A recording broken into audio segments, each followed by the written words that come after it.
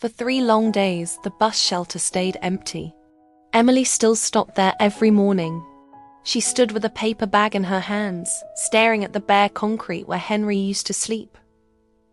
No cardboard, no blanket, no sign he had ever been there at all. She told herself not to panic. People moved around. The city pushed them along. That didn't mean anything bad had happened. But the knot in her chest didn't loosen. On the 4th morning, she left a small note tucked inside the paper bag. "Hope you're okay, Emily." She felt foolish doing it, like she was leaving food for a ghost. That afternoon, she saw him. Henry sat in his old spot, thinner than before, his shoulders slumped, his face drawn tight. For a second, Emily wasn't sure he recognized her. Then his eyes softened. "Miss Emily," he said quietly. She rushed toward him, breathless. "Where were you?" "I checked shelters. I called hospitals. I thought..." "Had a spell," he interrupted gently. "I'm all right now." He wasn't. She saw it in the way his hands shook, in the way his breathing sounded strained. That's when she noticed the scar on the back of his hand, clean, surgical, still healing. "What happened to you?" she asked.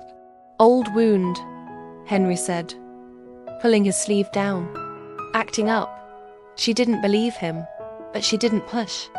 Instead, Henry reached into his jacket and pulled out a sealed envelope. The paper was worn, the writing shaky. "If something happens to me," he said, "I need you to mail this." Emily frowned. "What do you mean, if something happens?" He met her eyes. "Promise me," she hesitated, then nodded. "I promise." 2 weeks later, Henry collapsed. Emily was handing him his coffee when his hands began to shake violently. The thermos slipped from his fingers, hitting the pavement and spilling hot coffee across the ground.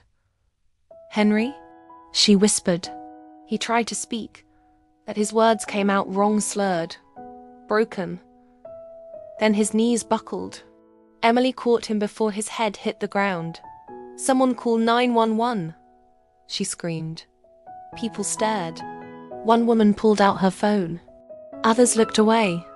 The ambulance arrived, and Emily climbed inside without asking permission. She held Henry's hand the entire ride, refusing to let go. At the hospital, everything moved too fast. Doctors, machines, voices. Then came the words that made her stomach drop. "He has no ID, no insurance, no emergency contact."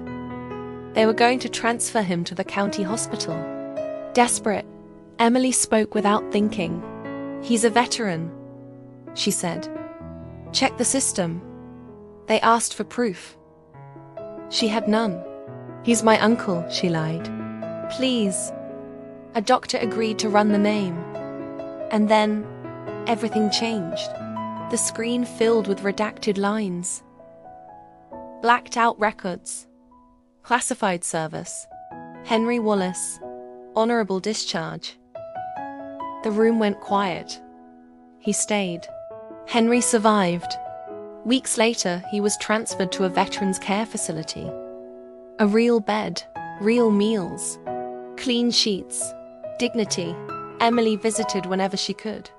Henry wrote in a small notebook, filling page after page with names, dates, truths. "My memory's going," he told her, writing down what matters. He gave her the notebook. "I want you to have this." She bought him a warm navy blanket with her first full paycheck. Henry cried. "No one's done this much for me in 20 years, he whispered. In late August, Henry died peacefully in his sleep. The facility called Emily early that morning. She came to collect his belongings.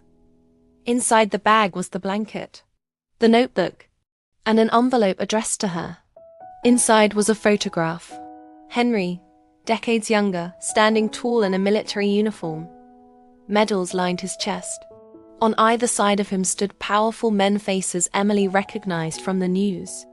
On the back, 3 words were written. Remember the girl. At home. Emily opened the envelope Henry had asked her to mail. Inside was a letter.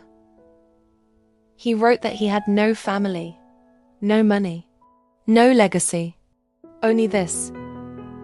For 6 months, a young woman brought him breakfast, not because she had to, but because she saw him when the world didn't. The system forgot him. She didn't. Henry had been many things, but in the end, what mattered most was simple. Someone remembered him, and that was enough. The end.